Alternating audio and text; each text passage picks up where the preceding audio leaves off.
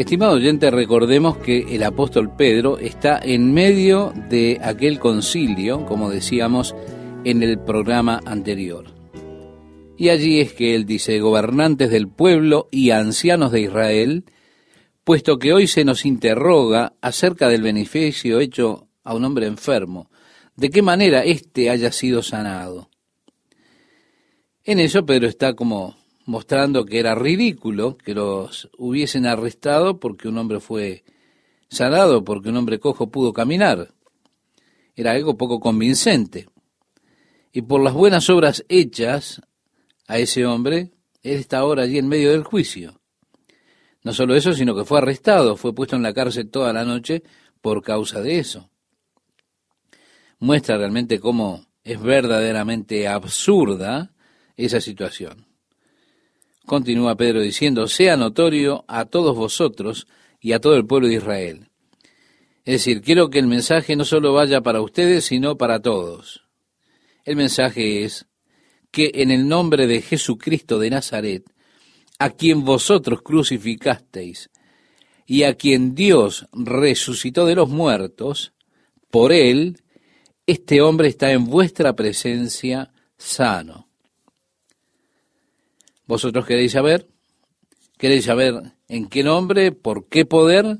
Bien, es por el nombre de Jesucristo de Nazaret, a quien vosotros crucificasteis y a quien Dios levantó de entre los muertos. Otra vez, como ya hemos señalado antes, hemos estado mirando a través del libro de los Hechos, la resurrección de Jesucristo era el mensaje central de la iglesia primitiva. Cada vez que ellos predicaban, el tema era la resurrección de Jesucristo de entre los muertos, el tema central. Es decir, el hecho de que Jesús está vivo. Sí, ese era el mensaje. Él ha resucitado. Ya hay una tumba vacía. Y el mensaje de la iglesia era ese. Sí, él fue crucificado, pero ha resucitado. El símbolo mejor no es una cruz, sino una tumba vacía. El mensaje del Señor resucitado, ese es el tema central del mensaje de la iglesia en aquellos días. Y agrega: por él este hombre está en vuestra presencia sano. Y ahora, refiriéndose a Jesús, él vuelve al Salmo. Este Jesús, dijo él, es la piedra reprobada por vosotros los edificadores. Si aquellos eran líderes religiosos, eran los que edificaban la comunidad religiosa. Y agrega: la cual ha venido a ser cabeza del ángulo, es decir, esa piedra que fue reprobada por los edificadores. Y agrega: y en ningún otro hay salvación, porque no hay otro nombre bajo del cielo dado a los hombres en que podamos ser salvos. Proclama allí la exclusiva forma de ser salvos. Y esto tiene que ver con Jesucristo. Es solo por él que nosotros podemos ser salvos. Jesús les dijo a sus discípulos: yo soy el camino y la verdad y la vida. Nadie viene al Padre sino por mí. También dijo Jesús: yo soy la puerta de las ovejas. Todos los que antes de mí vinieron, ladrones, son y salteadores o robadores. Así que Pedro está diciendo que no hay salvación en ningún otro nombre, porque no hay otro nombre debajo del cielo dado a los hombres en el que podamos ser salvos. ¿Se da cuenta? Al citar el Salmo 118 y reconocer que era una referencia a Jesús, resulta interesante volver y leer el contexto de esta profecía que tiene que ver con el Mesías, allá en el Salmo 118. Y quisiera, estimado oyente, recomendarle que usted haga eso para tener un trasfondo particular de esta profecía.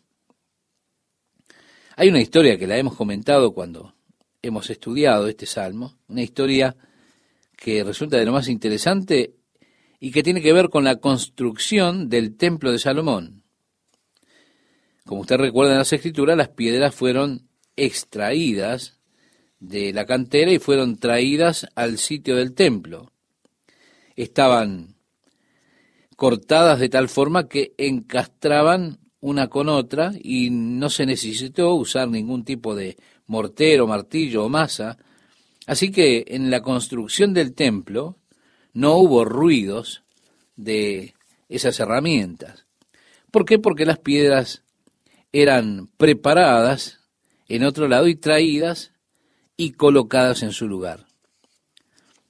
Cuando construimos el campamento de la juventud, nosotros lo hicimos con madera y ordenamos esos tirantes de la ciudad de Missouri y regresamos allí a ese aserradero. Ellos tenían ya todos los planos de las maderas que habían cortado para nuestra construcción.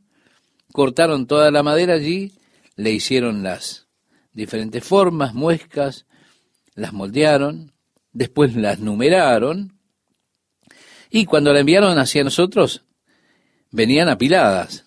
Al final de esto había un número, y en cada madera tenía un número correspondiente con otra madera, y por el número sabíamos exactamente dónde encajaba cada una en el edificio.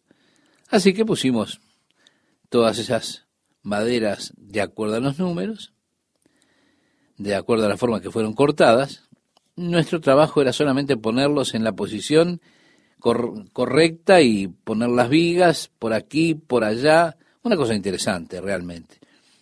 Bueno, esto es bastante parecido a la forma en que fue construido el templo de Salomón, solamente que no usaron esos tirantes o esos puntales de madera largos, sino que fue hecho con piedras. Piedras que fueron talladas, cortadas y traídas al sitio, y todo venía rotulado, dónde encajaba y demás. De manera que los constructores tenían los planos del arquitecto y tenían los números en las piedras y sabían dónde iba cada una en el muro. La historia cuenta que vino una piedra que no tenía marcas en ella. No sabían dónde iba esa cosa. Así que pensaron, bueno, se ve que se equivocaron al cortarla y enviaron esta piedra que parece no encajar en ningún sitio.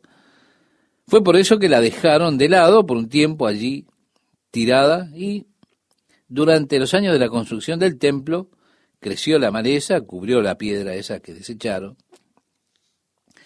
Así que cuando el templo ya quedó pronto, estaba completo, faltaba lo que llamaban la piedra del ángulo. La historia prosigue con que enviaron un mensaje a la cantera diciendo que no habían mandado aún la piedra del ángulo. Y desde la cantera mandaron decir, sí, está, en nuestros registros está que fue mandada, así que debe estar por allí. Por eso es que había esta gran disputa entre ellos hasta que finalmente alguien que se topó con esta piedra entre los arbustos dijo de la existencia de ella, y se dieron cuenta de que esa piedra que habían rechazado los albañiles era precisamente la piedra del ángulo del edificio del templo de Salomón. Ahora, está esta profecía que tiene que ver con Jesús y que dice: la piedra que los constructores rechazaron ha venido a ser la principal piedra del ángulo. Esta es la obra de Dios, es maravillosa.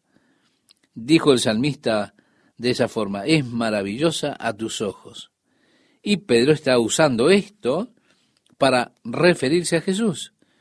Ustedes son los constructores necios. Han dejado de lado la principal piedra del ángulo. Pero Él, Jesucristo, se ha vuelto la cabeza, la esquina, y en ningún otro hay salvación. Entonces, viendo el denuedo de Pedro y de Juan, amable oyente, déjeme decirle que creo que ellos tenían 3 falsas percepciones o conceptos de Pedro y Juan. Primeramente, ellos percibían, como dice, sabiendo que eran hombres sin letras y del vulgo, se maravillaban. Ahora, yo no creo que ellos fueran iletrados, ignorantes. Creo que Pedro y Juan tenían un conocimiento práctico de las Escrituras mejor de lo que ellos tenían. Después de todo, Pedro y Juan habían estado 3 años bajo el tutelaje privado nada menos que de Jesús. Ellos estuvieron en un seminario que no abandonaron. Estuvieron con Jesús todo el día, hasta la noche, escuchándole enseñar y exponer las Escrituras y abrirlas como nadie podía hacerlo. Es más, ellos tenían al autor de la Biblia con ellos, enseñándoles, instruyéndoles.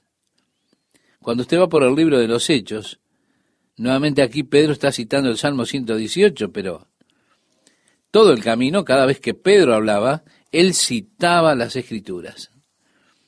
Cuando entremos al 6º capítulo, también veremos cómo Esteban era entendido en las Escrituras.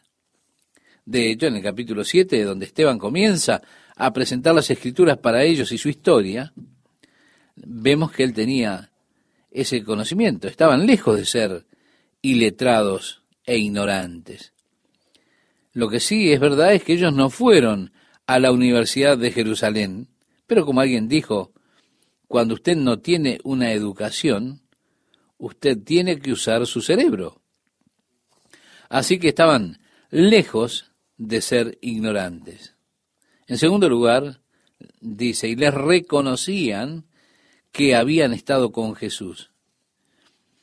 Era un concepto erróneo pensar que su relación con Cristo tenía que ver con el pasado. No, ellos no habían estado, ellos estaban con Jesús. Jesús había dicho, donde 2 o 3 estén congregados en mi nombre, allí estoy yo en medio de ellos.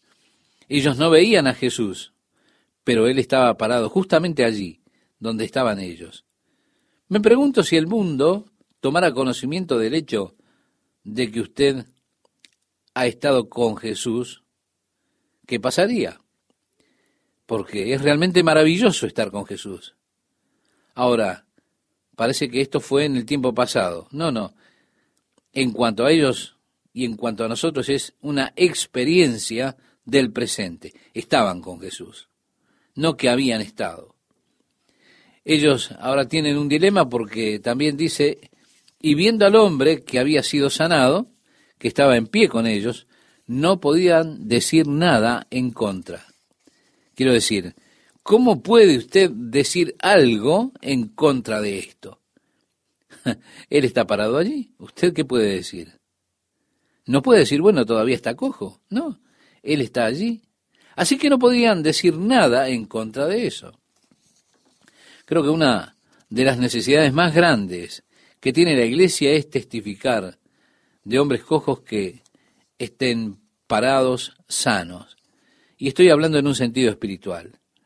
Yo creo que la cosa que ha causado que muchas personas se acerquen a Calvary Chapel es que Dios ha hecho a muchos cojos personas sanas, personas cuyas vidas estaban tan mal, personas en las cuales el mundo había puesto sus sellos, pero ahora al verles sanos, verles ministrando, verles pastoreando algunas de las iglesias más grandes de los Estados Unidos, resulta muy difícil decir algo en contra de eso.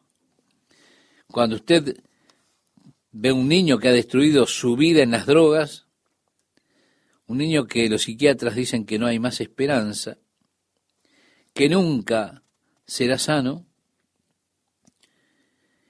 al punto de que quizá se llega a desconocer que él es su hijo, y de repente ve que se sienta en la congregación y luego le ve ministrando como ministro de Dios a miles de personas, ¿qué puede decir contra él? No se puede decir absolutamente nada. Simplemente lo que hay que hacer es regocijarse de la obra de Dios, de lo que Dios ha hecho. Yo recibí la carta más preciosa de la madre de Mike McIntosh. Ella se regocijaba de lo que Dios hizo en la vida de Mike, aquí en Calvary Chapel, la transformación de su vida y todo lo demás. Ella nos agradecía por la parte que tuvimos cuando vio a Mike sano y transformado. ¿Qué puede decir usted contra eso? El verso 15 de Hechos capítulo 4 dice: entonces les ordenaron que saliesen del concilio y conferenciaban entre sí diciendo: ¿qué haremos con estos hombres?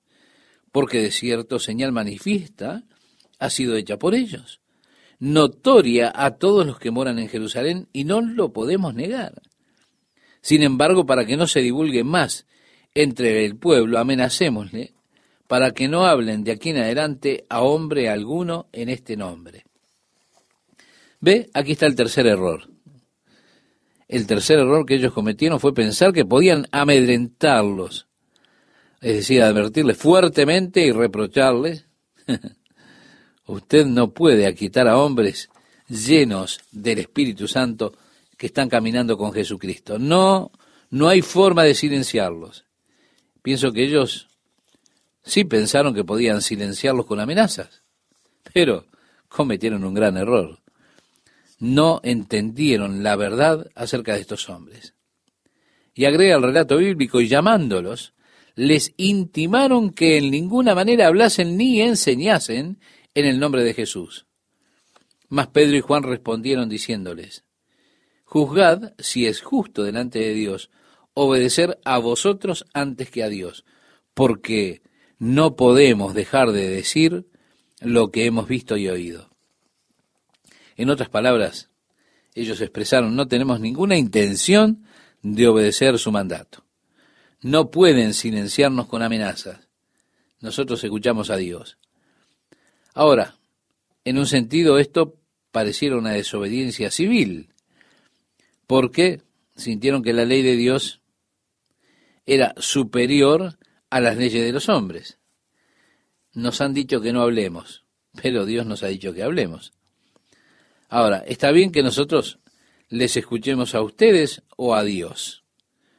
Ustedes pueden tener su propio juicio, pero nosotros, créannos, no tenemos la intención de escucharlos más y mucho menos escucharles más que a Dios. No podemos dejar de hablar las cosas que hemos visto y oído. No podemos callarnos en cuanto a esto. Si usted recuerda, estimado oyente, al profeta Jeremías, Dios le dijo a él que fuera y hablara. El pueblo se puso muy molesto, encolerizado, y lo arrestaron, lo echaron en el calabozo. Y allí Jeremías, desanimado y molesto, decía: aquí estoy, obedeciendo a Dios. Mira lo que me pasó. Me encuentro en este miserable calabozo, que es frío, húmedo, oscuro. Odio esto. Es la última vez que hablo en nombre de Dios. Si esta es la forma en que Él permite que sus siervos sean tratados, Él decía: bueno, si esta es la forma, entonces Dios, olvídalo. No voy a hablar más en tu nombre. Luego Jeremías dijo, en el capítulo 20 de su libro, versículo 9, no obstante, había en mi corazón como un fuego ardiente metido en mis huesos. Traté de sufrirlo y no pude. En Hechos capítulo 4, verso 21, ellos entonces les amenazaron y les soltaron, no hallando ningún modo de castigarles por causa del pueblo, porque todos glorificaban a Dios por lo que se había hecho. Ahora, mire más de cerca, todos los hombres glorificaron a Dios por lo que había hecho. Ellos comenzaron primero intentando glorificar a Pedro. Cuando los milagros sucedieron, primeramente ellos miraron a Pedro. Pedro desvió la atención de ellos de sí mismo y le señaló a Jesús. Es que los hombres que Dios usa son hombres que no toman la gloria para ellos mismos, sino que guían las personas a Jesús. El resultado fue que el pueblo glorificaba a Dios por lo que había sido hecho. Y así dice en el Evangelio de Mateo, capítulo 5, verso 16. Así alumbre vuestra luz delante de los hombres, para que vean vuestras buenas obras y glorifiquen a vuestro Padre que está en los cielos. Y cuando el pueblo comienza a glorificar a Dios por la obra que está teniendo lugar, usted sabe que está haciendo lo correcto. Ahora si ellos vienen y comienzan a palmearle la espalda y comienzan a decirle a usted qué maravilloso que es usted, entonces algo anda mal. Será bueno que usted mire a sí mismo qué es lo que está pasando, porque usted está en el lugar equivocado. Allí glorificaron a Dios. El verso 22 dice, ya que el hombre en quien se había hecho este milagro de sanidad tenía más de 40 años, y puestos en libertad vinieron a los suyos y contaron todo lo que los principales sacerdotes y los ancianos les habían dicho. Sí, les dieron un reporte de todo. Y ellos, habiéndolo oído, alzaron unánimes la voz a Dios. Pienso que aquí nuevamente tenemos una clave importante en nuestro esfuerzo con los poderes mundanales que frecuentemente son tan antagónicos a las causas justas. No dijo que ellos se juntaron y pintaron carteles, salieron, protestaron frente al templo. No, ellos fueron en oración a Dios. Los llevaron en oración a Dios. Y pienso que cuando nosotros vemos en este mundo las injusticias que hay, nosotros podemos de hecho hacer mucho, llevando pancartas, protestando, pero podemos hacer mucho más a través de la oración, mucho más de lo que podemos hacer con esas demostraciones públicas. Así que yo no soy realmente un huelguista que lleva carteles. Si ustedes quieren juntarse para orar acerca de todos los temas, entonces oigan, estoy aquí, estoy listo. Pero dudo hacia algunos ministros que van adelante con esas actividades públicas, porque es mucho mejor que oremos. Aquí nos dice que ellos oraron. Estaban definitivamente equivocados. Las amenazas que ellos estaban haciendo estaban equivocadas. Estaban, reitero, definitivamente equivocados. ¿Por qué? Y porque ellos están aquí orando acerca de esto. Y sus oraciones, yo creo que es un gran modelo para la oración. Note cómo oran. Primero, allí tienen la dirección. ¿A quién dirigieron su oración? Ellos dijeron en el verso 24, soberano Señor, tú eres el Dios que hiciste el cielo y la tierra, el mar y todo lo que en ellos hay. Qué manera extraordinaria de direccionar la oración. Cuando usted simplemente dirige su oración así, la batalla culminó. ¿Quién soy para pedir ayuda? Si Él es el Señor que hizo los cielos y la tierra, el mar y todo lo que en ellos hay. Comenzamos la lectura donde dice, ya que el hombre en quien se había hecho este milagro de sanidad tenía más de 40 años, y puestos en libertad vinieron a los suyos y contaron todo lo que los principales sacerdotes y los ancianos les habían dicho.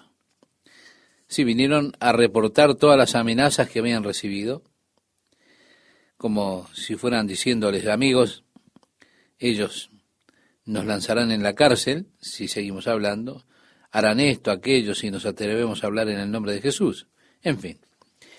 Después dice, ellos habiéndolo oído, es decir, acerca de estas amenazas, alzaron unánimes la voz a Dios y dijeron, soberano Señor, tú eres el Dios que hiciste el cielo y la tierra, el mar y todo lo que en ellos hay. Sí, es demasiado para mí, pero ellos ni siquiera son el movimiento de un pequeño dedo para Él.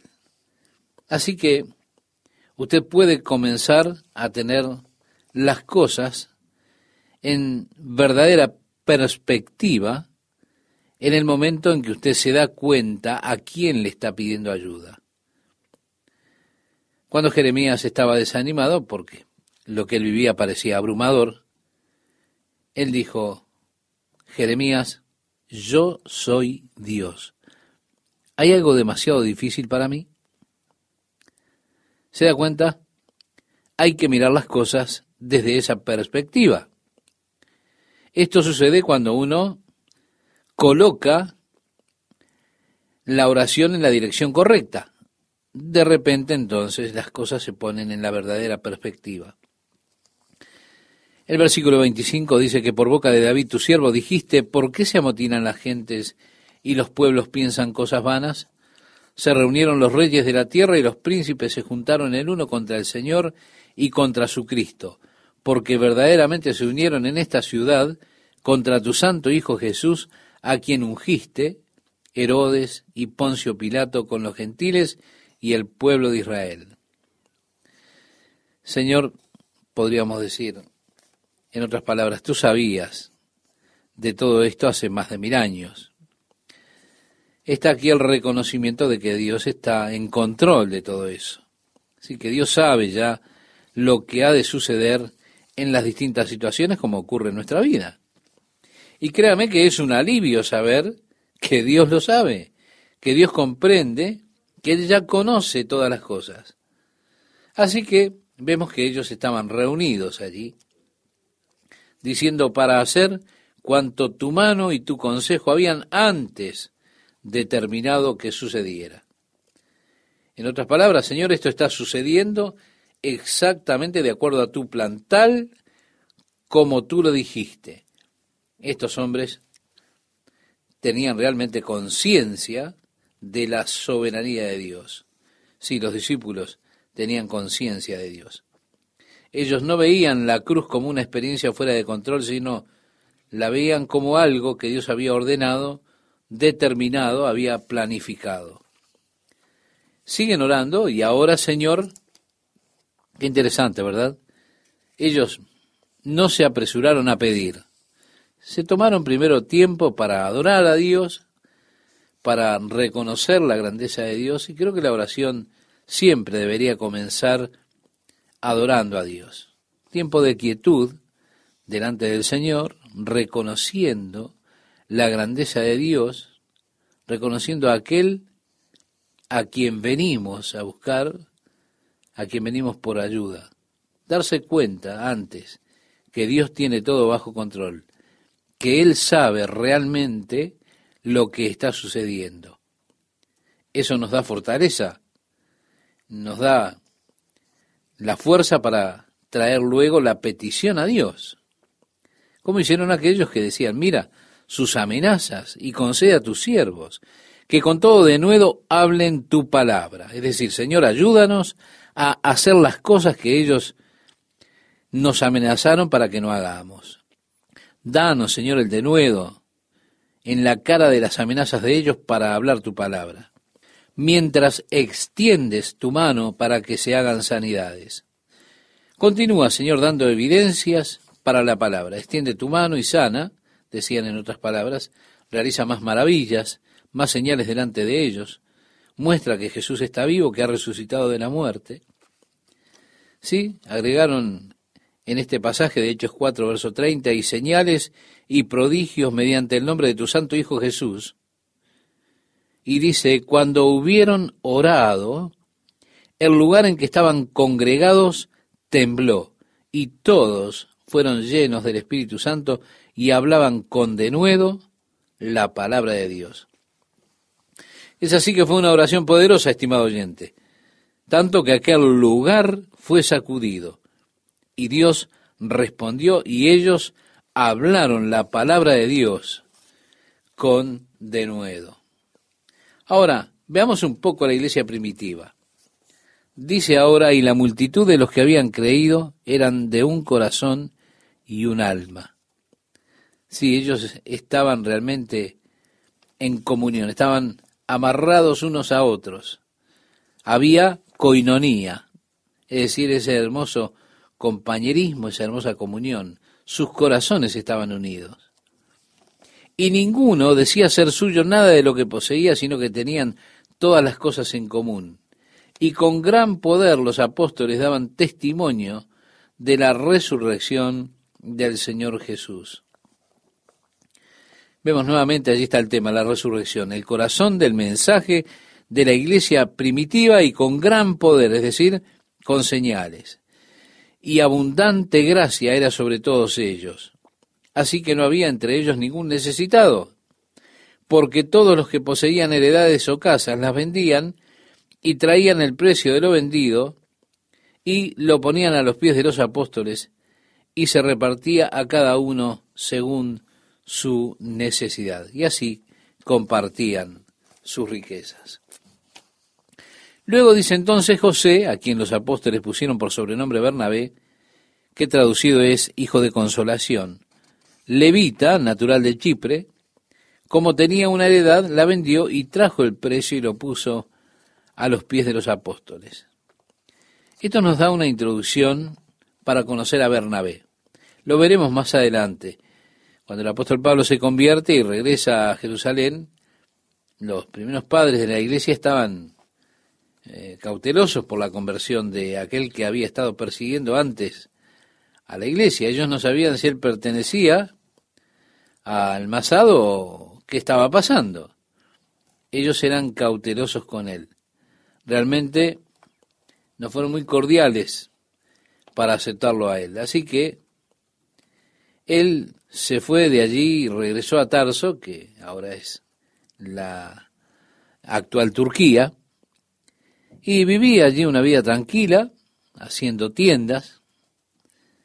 Pero cuando una iglesia de los gentiles comenzó a desarrollarse en Antioquía, Bernabé se da cuenta de que sería estúpido no ir a buscar a Saulo, que él podía ser un estupendo ministro para esos gentiles, porque él tenía una gran comprensión de la cultura de los gentiles, porque había crecido en Tarso. Así que se fue hasta Tarso, Bernabé fue a Tarso para buscar a Pablo, y lo trajo para ayudar a ministrar a la iglesia de Antioquía, o la iglesia que estaba en Antioquía. Y así encontramos que dice la Biblia, separada a Pablo y a Bernabé para el ministerio, donde yo los he llamado. Ellos ayunaron y oraron y pusieron las manos sobre Pablo y Bernabé, y el Espíritu Santo los envió. Ellos fueron primeramente a Chipre, en su primer viaje misionero. La primera parada fue Chipre, que no era extraña para nada para Bernabé, porque él provenía de allí, la isla de Chipre. Así que esa fue la primera parada que tuvieron en el viaje misionero. Después fueron al área que era familiar para Pablo, el área que en la actualidad es Turquía. En ese primer viaje misionero luego fueron allí. Así que esto nos da una pequeña introducción a Bernabé, y bien nombrado por los discípulos, hijo de consolación. Estaba siendo utilizado para traer a Pablo, a los apóstoles, a Jerusalén. Y también para sacar ese miedo que había en ellos, que hacía que apartaran a Pablo. Es interesante que más adelante Pablo y Bernabé tuvieron diferencias y se separaron. Cuando avancemos en el libro de los Hechos veremos esas diferencias que se presentaron entre este hijo de consolación, que siempre estaba uniendo a las personas, y Pablo, que se separó por la disensión que hubo entre ellos. Tenemos aquí nuevamente una mención de que ellos vendían sus bienes y tenían un tesoro en común para distribuir equitativamente todos los fondos. Ahora, en ningún lado encontramos que Dios haya ordenado esto. Esto fue algo que probablemente hicieron espontáneamente. Muchos de ellos comenzaron a hacerlo, pero no vemos en ningún lado que eso fuera ordenado o requerido para que ellos hicieran algo así. Es muy posible que esto se hubiese producido por las emociones.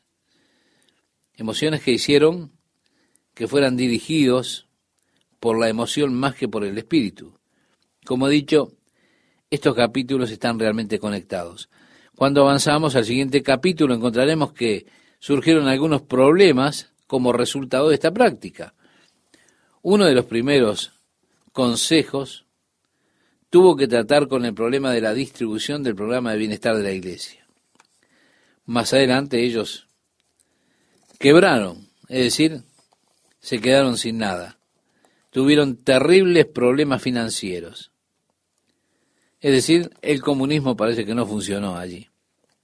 Y ese fue un experimento y hubieron buenos motivos y todo eso, pero aún así no funcionó. Llegamos al capítulo 5 y en el versículo 1 dice, pero cierto hombre. Y mire, esto contrasta con lo que veríamos viendo de Bernabé, el hijo de consolación. Cierto hombre llamado Ananías, con Zafira su mujer, vendió una heredad. Sí, Ananías y Zafira probablemente eran la clase de pareja que todo pastor está buscando. Bien vestidos, probablemente con buena presencia. Si ellos vinieran a la iglesia, el pastor pensaría, esta pareja luce bien, me gustaría verlos como parte de la iglesia, ¿se da cuenta? Ellos vendieron una posesión de ellos, pero dice el relato, y sustrajo del precio, sabiéndolo también su mujer, y trayendo solo una parte la puso a los pies de los apóstoles.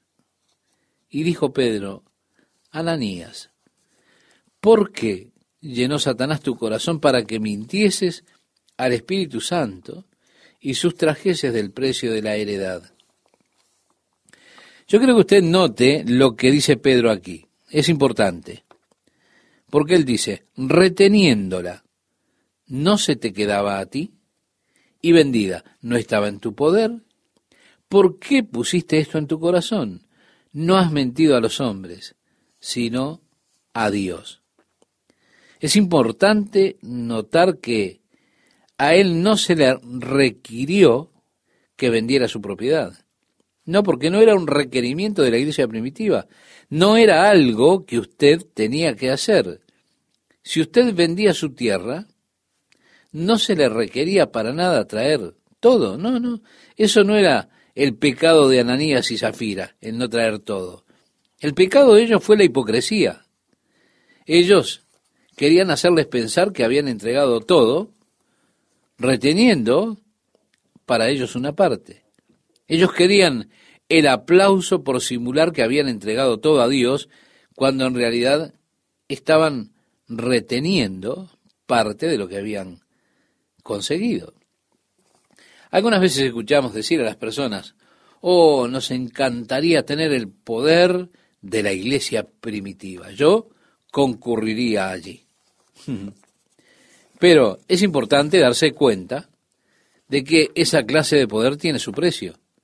Si nosotros tuviéramos el poder de la iglesia primitiva y nos pusiésemos a cantar, toma mi vida y conságrala para ti, Señor, me pregunto cuántos seguirían de pie después del tercer versículo, o del tercer verso, donde decimos, toma mi plata y mi oro y yo no retendré nada.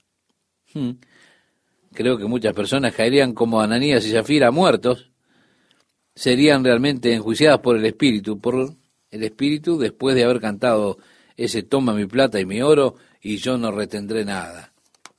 Hipocresía es un mal horrible que ha plagado a la iglesia a través de los años, pretendiendo ser algo que uno no es.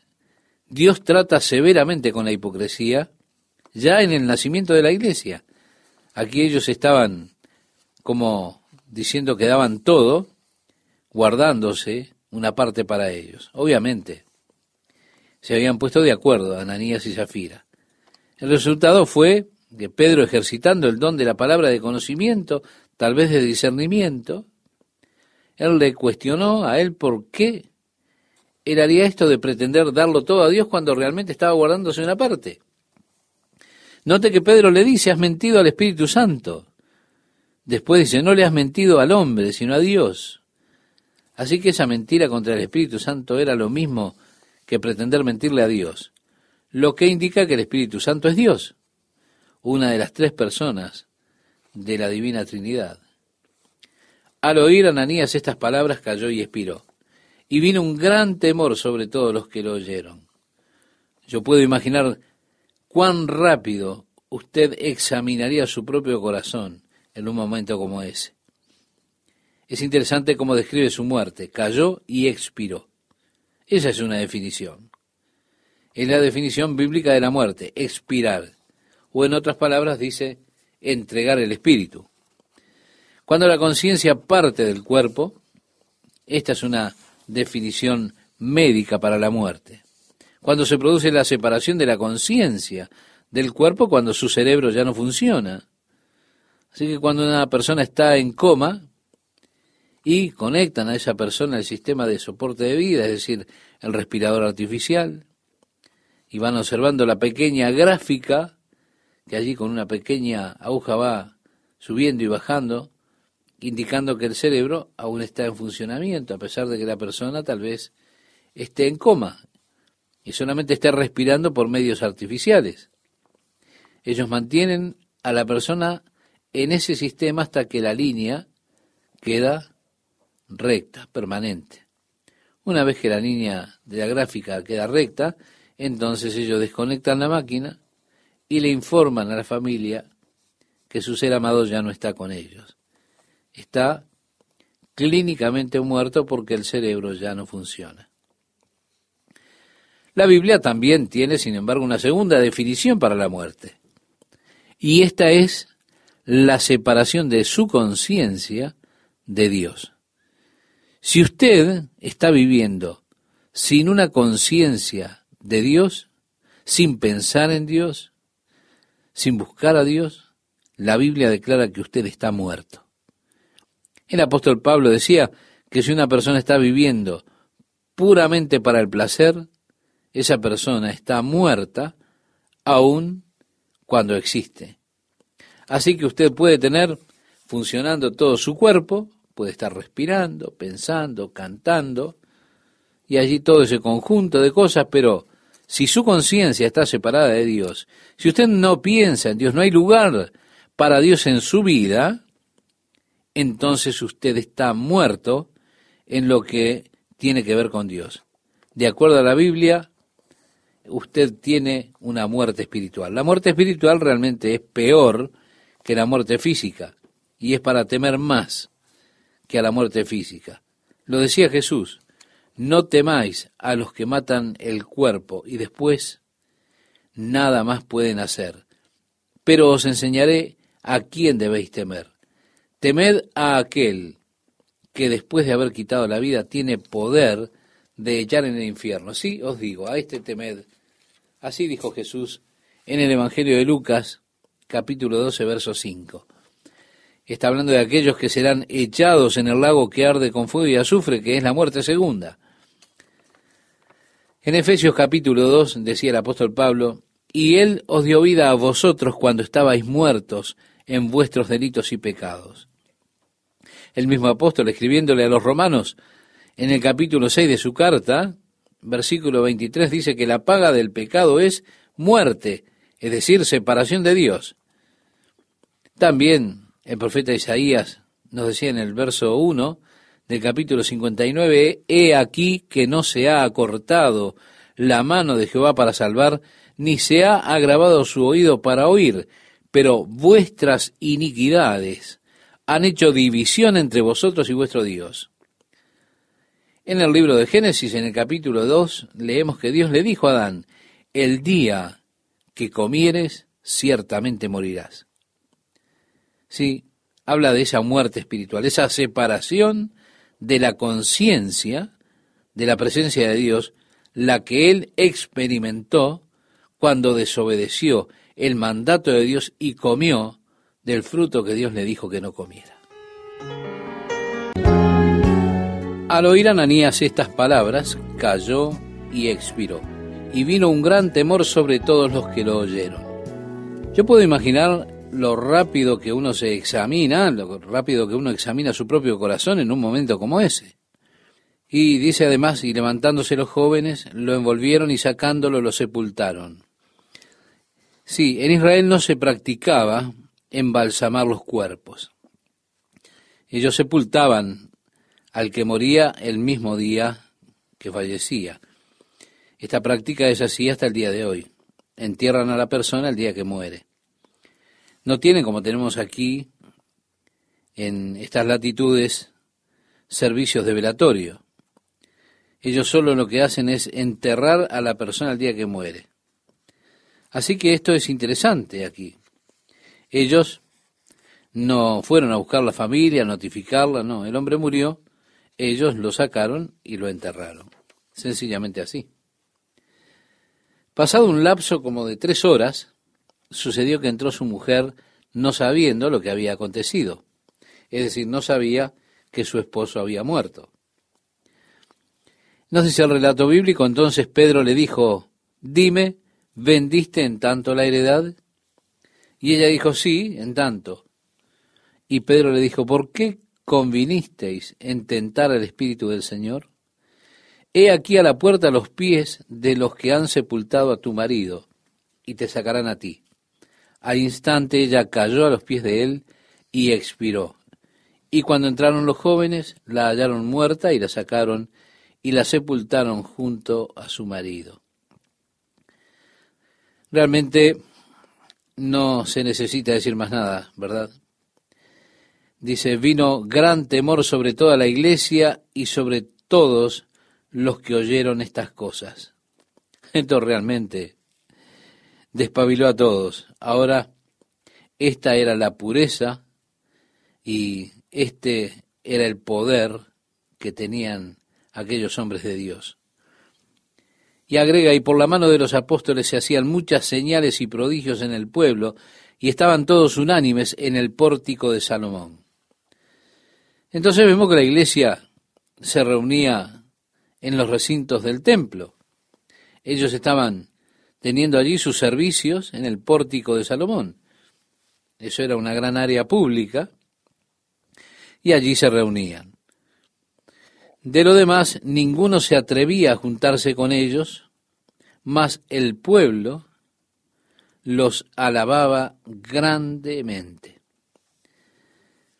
Quiero decir, luego de esto las personas decían, bueno, está todo muy lindo, pero yo no quiero unirme a esa iglesia. Así que, como que fue el final de la comunidad de personas vendiendo propiedades y llevando el dinero. Ellos de todas formas aún distribuían el dinero que ya les había sido entregado. Pero esto fue realmente un problema. Por eso es que yo cuestiono si fue realmente dirigido por el Espíritu Santo esto, o si solo fueron personas que, entusiasmadas, emocionadas, hicieron esto llevando así sus bienes de esta manera.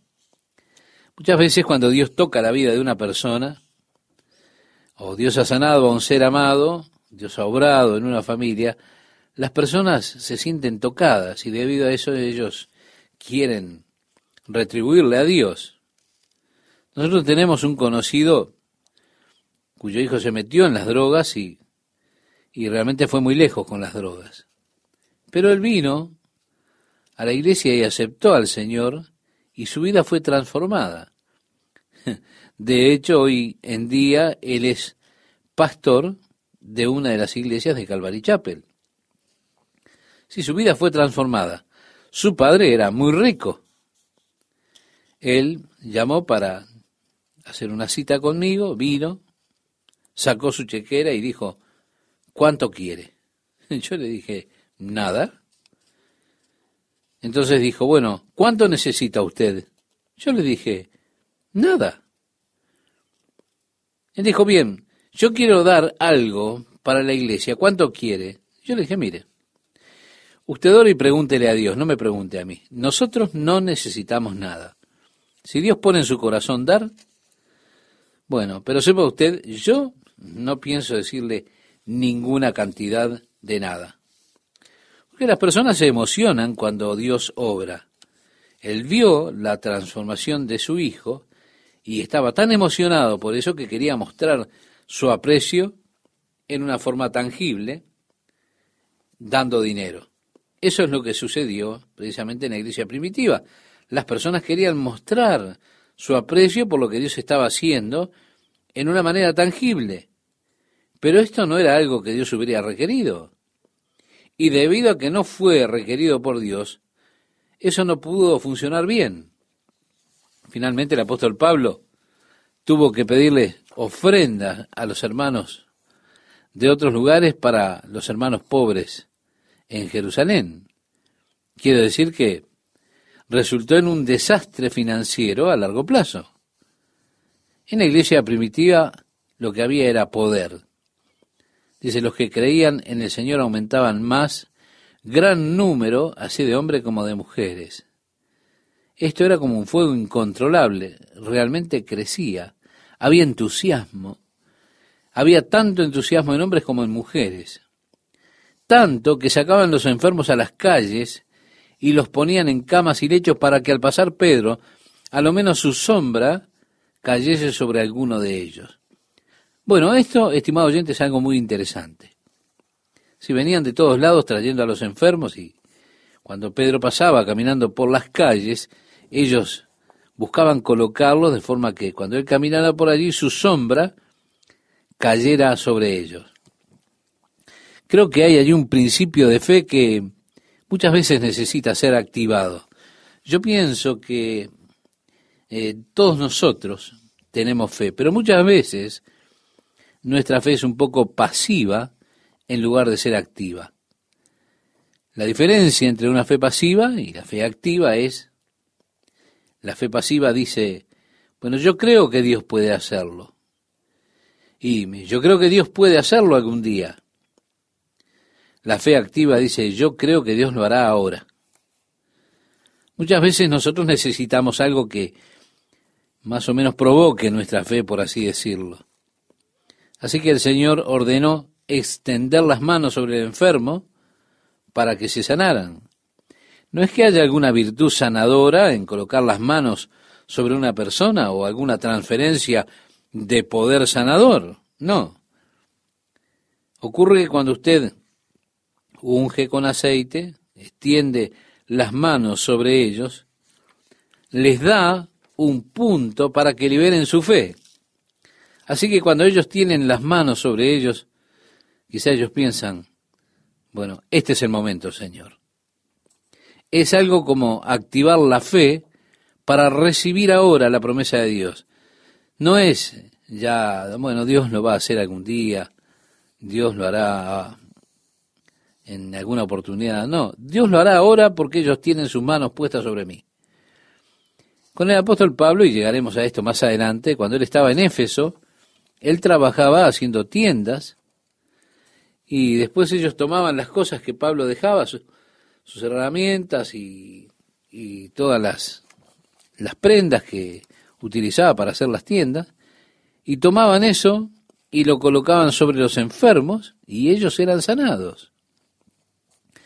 Aquí relata de que Pedro, con su sombra, las personas estaban allí observando a Pedro, que venía por las calles, y tenían que mirar a ver dónde estaba el sol para asegurarse que cuando él pasara por allí, la sombra de Pedro diera en la persona. Y su sombra caía sobre ellos. Yo creo que ese era el punto de contacto en el cual ellos liberaban su fe. Recuerda a la mujer que cuando Jesús estaba caminando, iba rumbo a la casa de Jairo, la hija de Jairo ya había muerto, pero allí viene una mujer que toca el vestido de Jesús. Jesús dijo, ¿quién me ha tocado? Pedro le dijo, Señor, está bromeando. Es decir, las personas te están empujando por todos lados. ¿Qué quiere decir con quién te ha tocado? El Señor dijo, no, ha salido poder de mí. La mujer temblando se arrodilló y confesó que hacía 12 años tenía esa hemorragia. Ella dijo, yo sabía que si solamente pudiera tocar el borde de tu manto sería sana. Jesús le dijo, mujer, ve en paz, tu fe te ha salvado. ¿Por qué? Porque en el momento en que ella lo tocó, esa hemorragia paró. Pero fue el haber establecido un punto de contacto para liberar la fe. Yo sabía que al momento que lo tocara a él, ¿se da cuenta? Se activó la fe. Y la fe siendo activada resultó en el hecho de que ella fue sanada. Ella pudo haber hecho muchas cosas. Pudo decir en su mente, en el momento en que él me mire, yo sé que seré sanada. Pudo haber estado caminando alrededor, ¿se da cuenta? Intentando que Jesús la viera. Pudo hacer muchas cosas. Pero la idea de un punto en el cual la fe sea liberada es el asunto. Esta sombra de Pedro, creo yo que era el punto en el cual la fe era liberada. En el momento en que su sombra cayera allí, ¡wow! Sí. Así que no era que hubiera algo espiritual en la sombra de Pedro. Era cuestión de fe. Pienso que estoy en días en que podemos decir esto es así también, en muchos casos. La fe de las personas se fundamenta muchas veces en esos sanadores de fe para creer que en el momento en que el hermano sanador pone sus manos sobre mí y ellos desarrollan así esa fe. Bueno, yo no estoy diciendo que esto esté bien o mal, solo digo que es la fe que obra, es la fe que trae sanidad. Y la fe trae salvación porque por gracia somos salvos por medio de la fe. ¿Sí? Es la fe que trae sanidad, porque dice, la oración de fe salvará al enfermo. El Señor lo levantará. Cuando estuvimos viviendo en Tucson, los primeros años de nuestro ministerio, teníamos unos 20 años, nos mudamos allí. En el lado nuestro, al lado de nuestra casa, vivía un capitán de la Fuerza Aérea con su esposa. Ellos tenían 3 hermosas hijas y nosotros teníamos 3 hijos en ese momento. Una mañana, Chuck Jr. no se sentía bien. Nuestra vecina nos dijo que deberíamos llamar al médico. Mi esposa dijo, no, ya hemos orado por él. Ah, pero tú sabes. Ella insistía. Mi esposa dijo, no, nosotros creemos que Dios puede sanarlo, así que confiamos en el Señor. A la mañana siguiente, Jack Jr. estaba jugando afuera con los niños.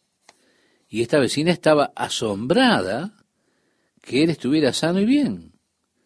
Así que ella me llamó y dijo, hábleme más de esto. Fue así que compartimos con ella el Evangelio, ella aceptó al Señor, ella dijo, bueno, yo quiero entregar mi vida a Jesús. Así que ella aceptó al Señor. Su esposo era un agnóstico. Ella quería esperar el momento adecuado para compartir con él el hecho de que ella había recibido a Cristo.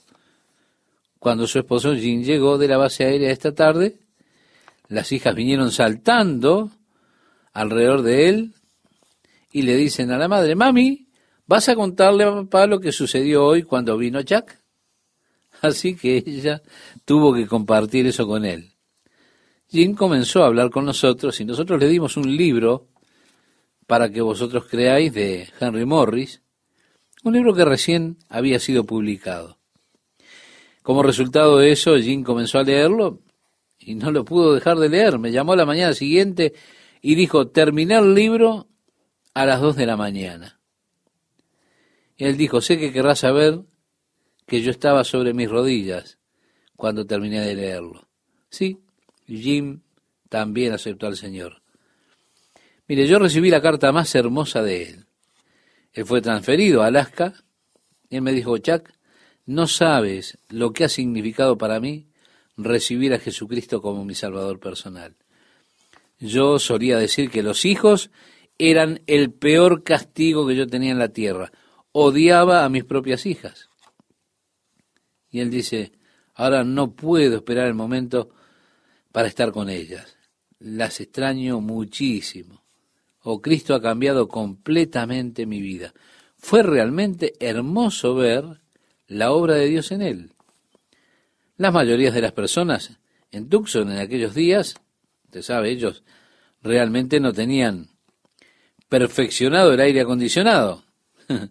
Usted solo vivía en Tucson porque debía hacerlo o porque debido a su salud tenía que estar allí. Ahora quiero decir, si usted tenía asma o algo así, muchas personas que vivían en Tucson tenían asma. Y Jan, una persona muy sociable, su vecina de atrás con la cual ella hablaba mucho, ella tenía asma. Y Jan le dijo, mira, ya no tienes que andar con esa asma. Mi vecino es un predicador, él ora por las personas y las personas se sanan. Usted ya no tiene que andar con eso, así que venga a casa, yo lo voy a llamar y él va a orar por usted. Y Jan me llamó y dijo, Chuck, me contó la historia, yo fui, oré por ella y Dios la sanó. Así que Jan comenzó a traer a todos los asmáticos del barrio y Dios los sanaba. Ella me llamó y dijo, Jack, recibí una llamada de una amiga. Ella está en camino al hospital para tener una operación. Yo le dije que no fuera al hospital, que viniera a mi casa y que mi vecino oraría por ella. Así que la muchacha vino, Jack me llamó, fuimos a orar, que el Señor la sanó. Ella fue, los doctores la examinaron y le dijeron, usted está bien, no necesita operarse. Quiero decir que era realmente emocionante, yo nunca había visto algo así. Anteriormente, estoy seguro de que no era mi fe, estoy seguro de que era la fe de esta mujer, Jan. Quiero decir, ella había visto la obra de Dios y tenía esa fe tremenda de que si Jack solamente oraba por usted, usted se sanaría. Era ella que levantaba a las personas. Todos los vecinos que se sanaron de asma, realmente fue emocionante verlos. Pero fue porque Dios honraba la fe de esa mujer. Las personas estaban intentando darme el crédito a mí, pero yo sabía muy bien que no era mi fe. Dios realmente le dio a Jan, a esa mujer, esa fe tremenda. Esta expectativa, esta liberación de la fe, por llamarle de alguna manera, que la vemos cuando la sombra de Pedro caía sobre las personas.